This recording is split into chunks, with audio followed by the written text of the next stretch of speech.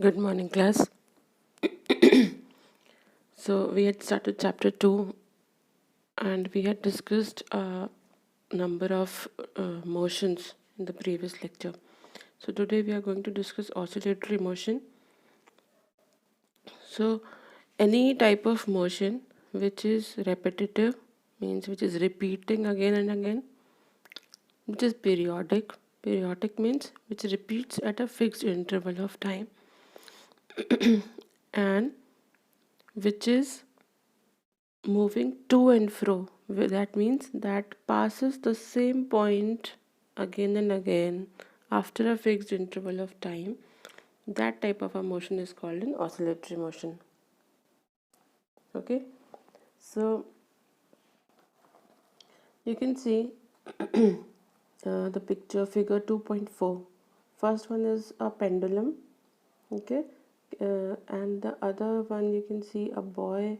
He's just on a swing. He's moving a swing.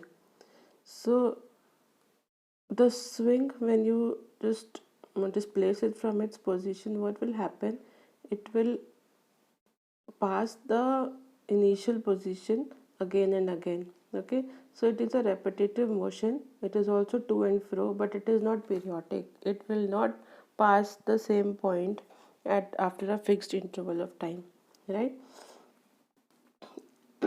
So it cannot be said as an oscillatory motion. Okay, it will slowly you see it just comes back to its the oscillation decreases, its motion decreases from its mean position. Okay, so you can see the examples. See here, what characterizes oscillatory motion? First, it is repetitive, unlike the motion of a car. For example, and second, it is a to and fro motion. So it should be repetitive, repeating again and again. To and fro, that is, it passes the mean position again and again. And then it is periodic. That means it should repeat after a fixed interval of time, right? So the examples are vibrations of strings of an instrument like sitar, etc., or tabla. Then the difference is that unlike a pendulum, they are not free to swing. The strings are fixed at the two ends while the membranes are fixed around the circumference. So can you understand this? In case of simple pendulum, the pendulum you might have seen in a clock, right? What we just discussed, figure 2.4a, that is a pendulum. Okay, but here when you are talking about the strings of a guitar or any string instrument, what happens? The strings are fixed at both the ends and you are oscillating it. Then the next one is circular motion. We had discussed this in previous lecture also, that whenever a body is moving around a circular path, that is called a circular motion, as the name indicates, right?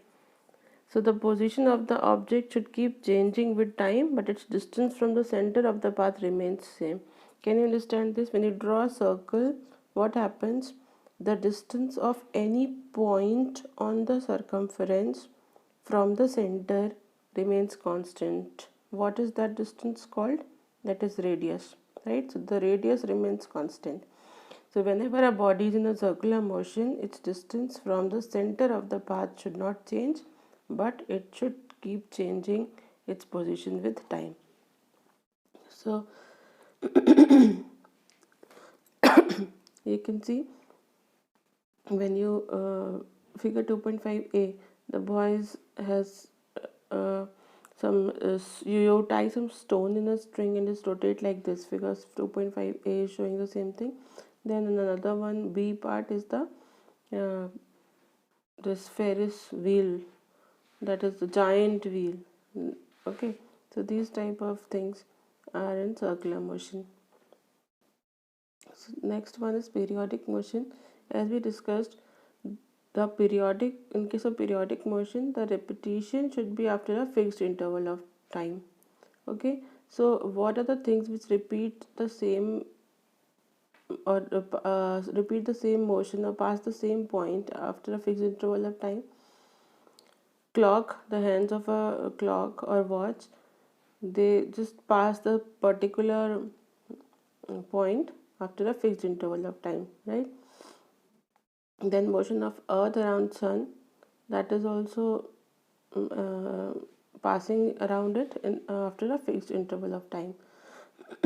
So these kind of motion are called periodic motion. Next one is simple pendulum. So what is a simple pendulum actually? See figure 2.6. You can see a string. It is tied at one end to a small but heavy mass that is called bob. Okay, it is spherical in shape, and at the other end it is connected to a support. It is tied to a support. So this makes a simple pendulum. What will happen with this thing when you just displace a bob a little from its initial position? It will start vibrating to and fro, that means both the sides of the mean position. See figure 2.7a. Can you see the initial position of the bob was C. Initially it was just hanging like this, or it's better to see figure B part 2.7b. You first see this figure. See, the initial position of the bob was C. You displaced it and took it up to A. Okay, then you left it. What will happen from A? This bob will come to C and pass the point C, reach the point B, and then come back to C. And this process will continue up to a long period of time, right? So if there was no air, then this process will continue up to infinity, but because of the resistance of air, it comes back to the rest position, right? So this kind of motion is a periodic motion. So now see, um, so you should know what is the mean position, the initial position where the bob was actually. Then the length of the string from the support to the center of the bob is called the effective length and is noted by L. It is called effective length or length of the pendulum. Then the maximum position up to which the bob can reach. What was the maximum position? From C to A. So the maximum displacement is called the amplitude. Okay. Now, how will you consider one oscillation? One oscillation, this motion of C, see figure 2.7b again. The motion of the bob from C to A to B, and B to C. This one complete motion is called as one oscillation. In figure 2.7a, there also the same distance is covered. If you start from A, suppose you are starting from A, you start counting from A, then from A to B, one extreme to other extreme, and then coming back to the previous extreme. Here in figure 2.7a, the initial position is considered to be A, but 2.7b, the initial position is considered to be C. So whatever is easier for you, you can remember that. You should practice these diagrams, figure 2.6 and figure 2.7a and b. Then there are a number of things about this pendulum which you need to understand. First, I have told you length or the effective length of the pendulum. Then you have the amplitude, that is the maximum displacement of the bob from its mean position. Then there is time period, the total time taken by a pendulum to complete one oscillation is called its time period. Now you know what one oscillation is. When you move the bob from C to A to B, and back to C. Okay, this is one complete oscillation. So in completing one oscillation, whatever time it takes, that is called time period, and time period is always denoted by capital T. because time period is a time, that is why its SI unit will be second.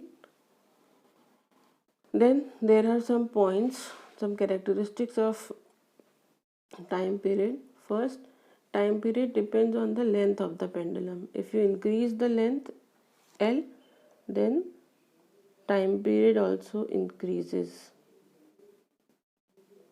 Okay. Second point, T or the time period does not depend on the amplitude. If you increase the amplitude, or that means if you displace the bob even more further from the mean position, even then the time period will not change. Okay, but for a good oscillation, what do we want? We don't displace much from the mean position. Okay, the ideal oscillation is considered when you displace it up to 4 degree, only 4 degree. Okay, so the amplitude should always be small. Okay, then third one, T does not depend on the mass of the bob. Whatever mass of the bob you take, how much heavier you take it, but T will not depend on its mass. So these are the 3 points. Then there is one kind of a pendulum whose time period is 2 seconds. See, a pendulum with a time period of exactly 2 seconds, that is called second pendulum. Okay, its length is close to 1 meter. So these are the properties of a second pendulum. You should remember this. Time period of a second pendulum is 2 seconds. Its effective length is 1 meter.